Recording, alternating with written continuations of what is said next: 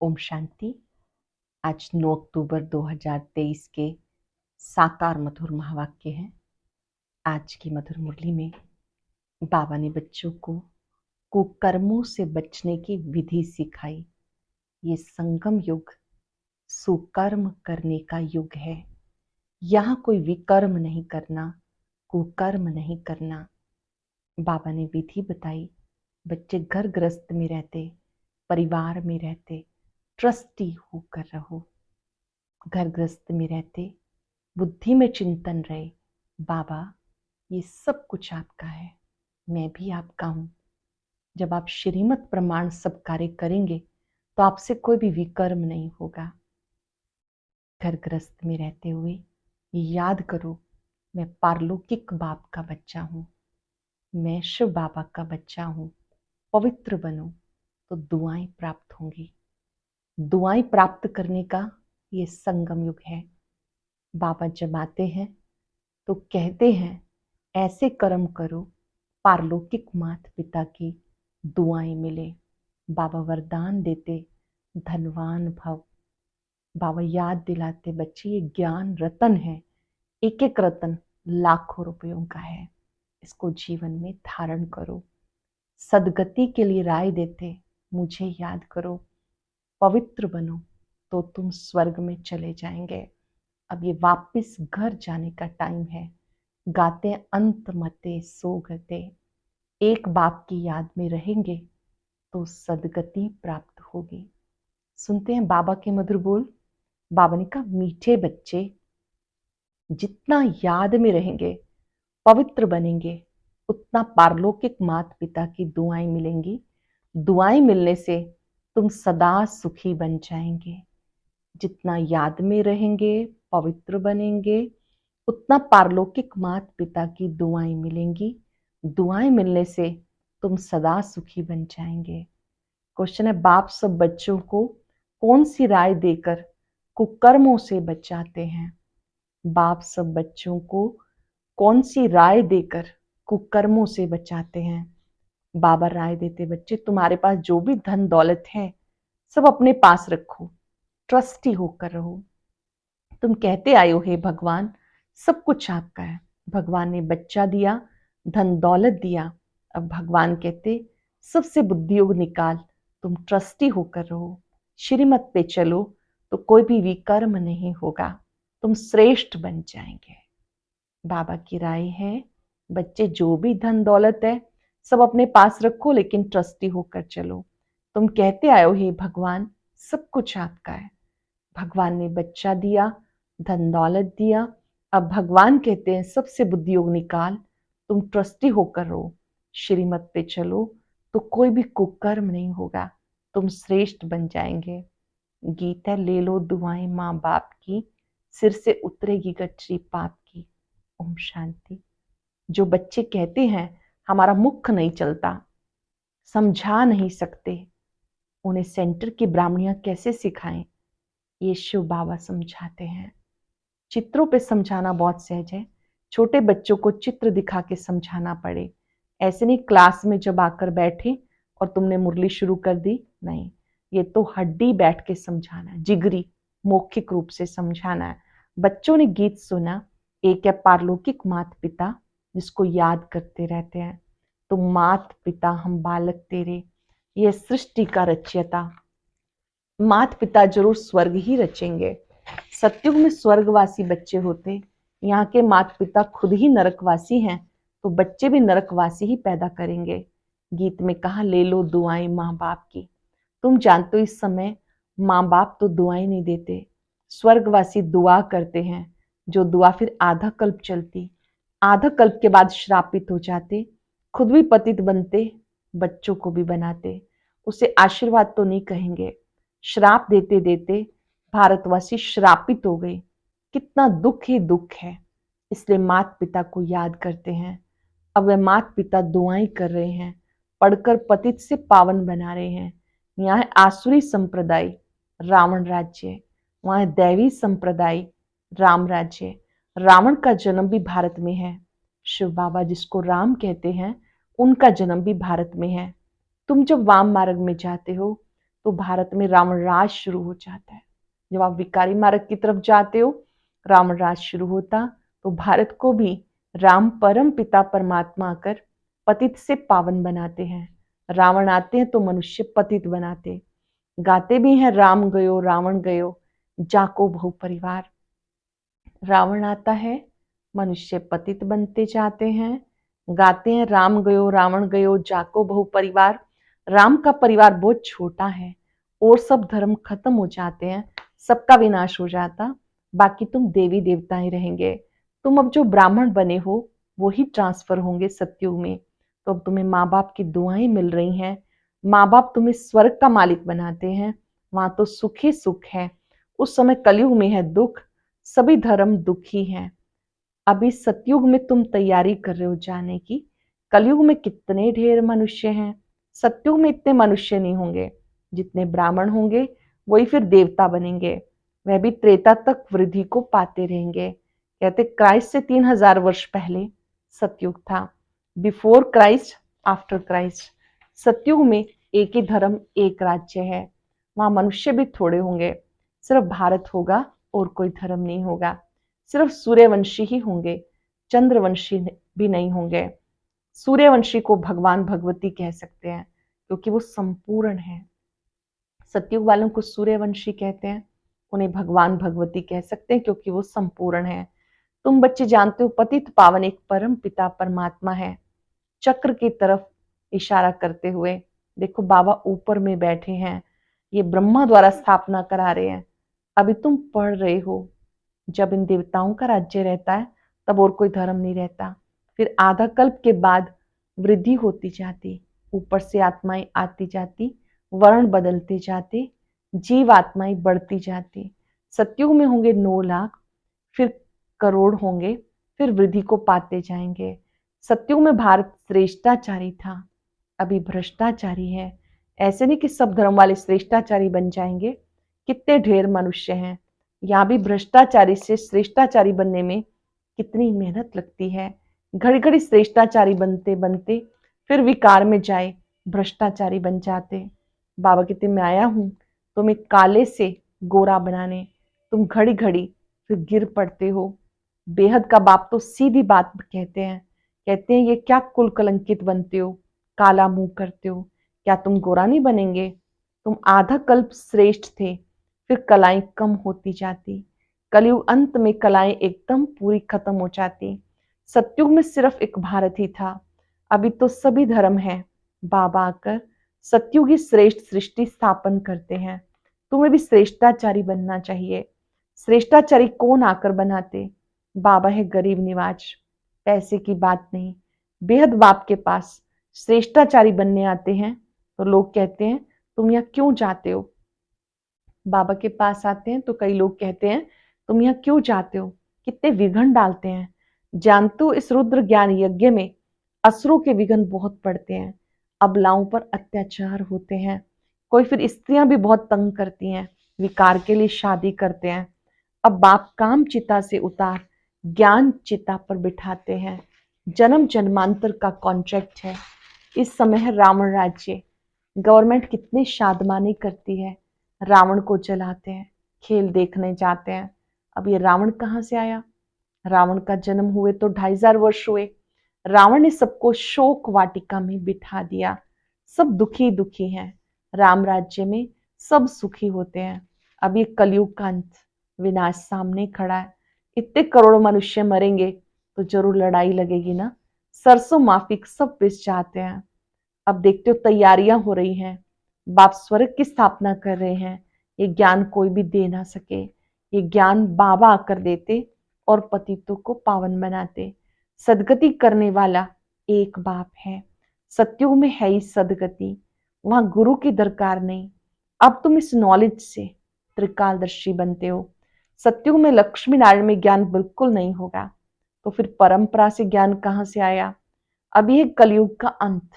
बाबा कहते मुझे याद करो, स्वर्ग की राजधानी स्थापन करने वाले बाप को, वर्षे को याद करो।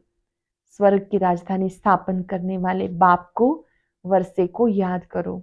पवित्र तो जरूर रहना है, वह पावन दुनिया, यह है पति दुनिया। पावन दुनिया में कंस, जरासंधी, हिरण्यकश्यप आदि होते नहीं। कलयुग की बातों को सतयुग में ले गए। शिव बाबा आए हैं कलयुग के अंत में। आज शिव बाबा आए हैं, कल श्री कृष्ण आएंगे। तो शिव बाबा और श्री कृष्ण के पाठ को मिला दिया। शिव भगवान वाच उन द्वारा पढ़कर श्री कृष्ण की आत्मा ये पद पाती है। उन्होंने फिर भूल से गीता में श्री कृष्ण का नाम डाल दिया। ये भूल फिर भी होगी। मनुष्य भ्रष्टाचारी बने तब बाबा आकर श्रेष्ठाचारी बनाए। श्रेष्ठाचारी ही 84 जन्म पूरे कर भ्रष्टाचारी बनते। इस समय समझाना बहुत सहज है। झाड़ में भी दिखाया हुआ है, जो कल्पवृक्ष का चित्र है उसमें भी दिखाया है। नीचे तुम राजयोग की तपस्या कर रहे हो, ऊपर लक्ष्मी नारायण का राज्य खड़ा है। अब तुम थुर में बैठे हो, फाउंडेशन लग रहा है। जानते हो फिर सूर्यवंशी कुल बैकुंठ में जाएंगे। राम राज्य को बैकुंठ नहीं कहा जाता, बैकुंठ श्री कृष्ण के राज्य को कहते हैं। अभी तुम्हारे पास बहुत आएंगे। एग्जीबिशन आदि में तुम्हारा नाम बाला होगा। प्रदर्शनी करेंगे, उसमें आपका नाम बाला होगा। एक दो को देखकर वृद्धि को पाएंगे। बाबा आकर ये बातें समझाते। चित्रों पर किसी को समझाना बहुत सहज है। सतयुग की स्थापना भगवान आकर करते हैं और आते पतित दुनिया में सांवरे से गोरा बनाते हैं। तुम श्री कृष्ण की राजधानी की वंशावली भी हो, प्रजा भी हो। बाबा अच्छी रीति समझाते। निराकार शिव बाबा आत्माओं को बैठकर समझाते, मुझे याद करो। यह है रूहानी यात्रा। शिव बाबा कहते मुझे याद करो, यह रूहानी यात्रा। हे आत्माएं, तुम अपने शांति धाम निर्वाण धाम को याद करो तो स्वर्ग का वर्षा मिलेगा। अब तुम संगम पर बैठे हो। बाबा कहते मुझे और अपने वर्षे को याद करो तो तुम स्वर्ग में आ जाएंगे। जो जितना याद करेंगे, पवित्र रहेंगे, उतना ऊंचा पद मिलेगा। तुम्हें कितनी बड़ी दुआएं मिल रही हैं। धनवान भव, धनवान भव, पुत्रवान भव, आयुष्मान भव। देवताओं की आयु बड़ी होती है, साक्षात्कार होता है। अब ये शरीर छोड़ जाकर बच्चा बनना है, तो ये अंदर में रहना चाहिए। हम आत्मा ये पुराना शरीर छोड़ जाकर गर्भ में निवास करेंगे। अंत मते सोगते, बूढ़े से तो हम क्यों ना बच्चा बन जाएं। आत्मा इस शरीर के साथ है तब तकलीफ महसूस करती है।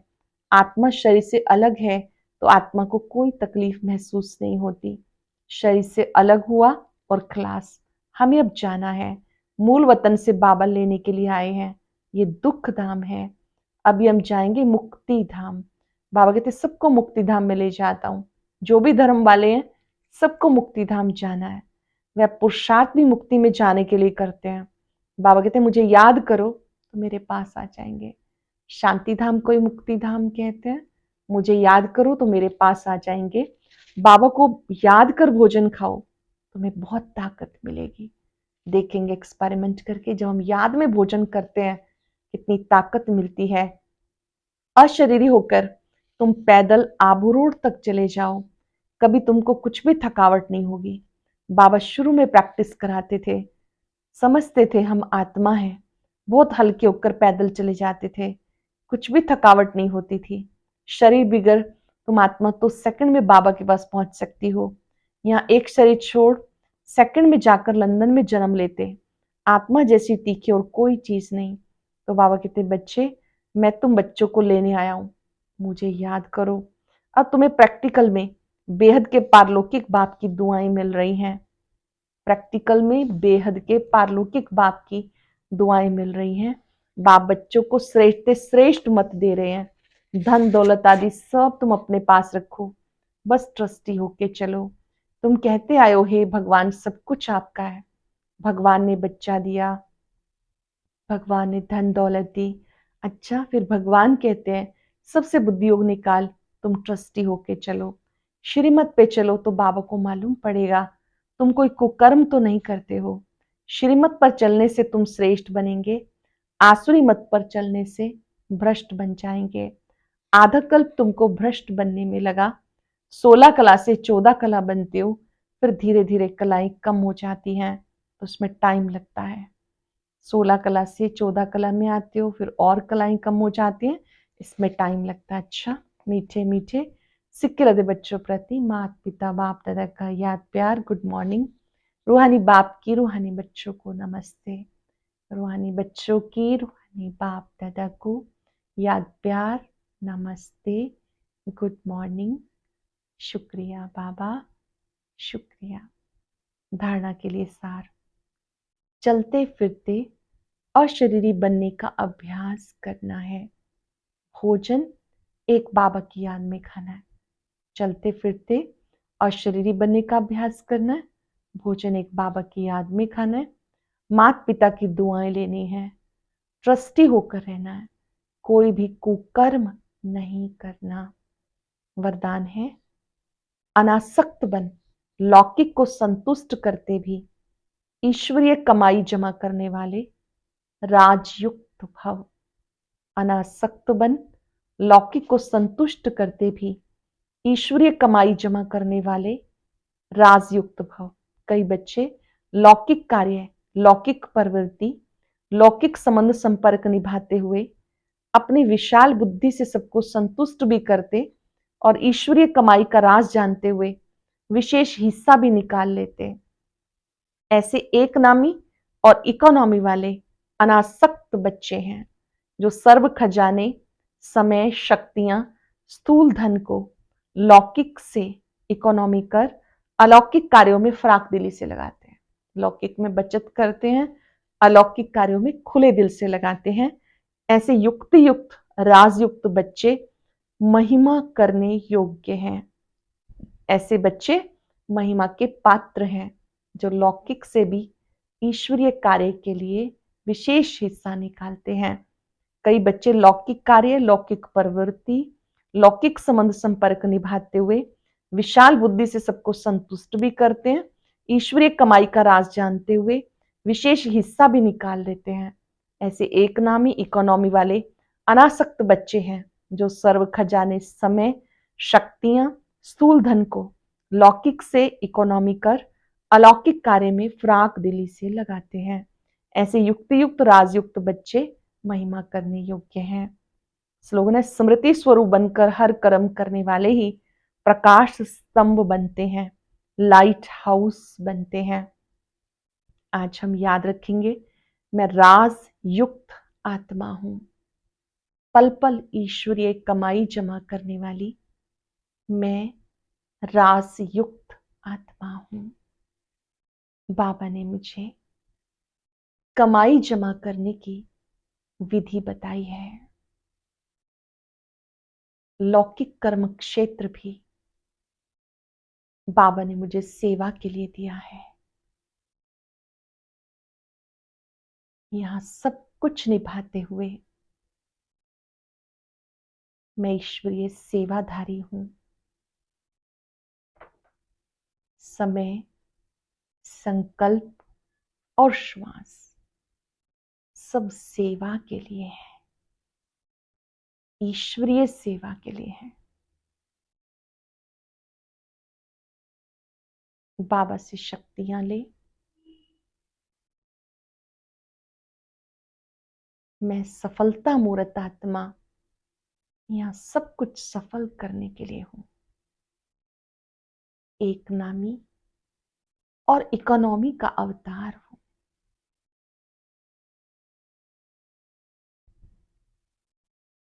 ईश्वरीय कार्यों में सफल करके मैं विशेष खुशी का अनुभव करती हूं।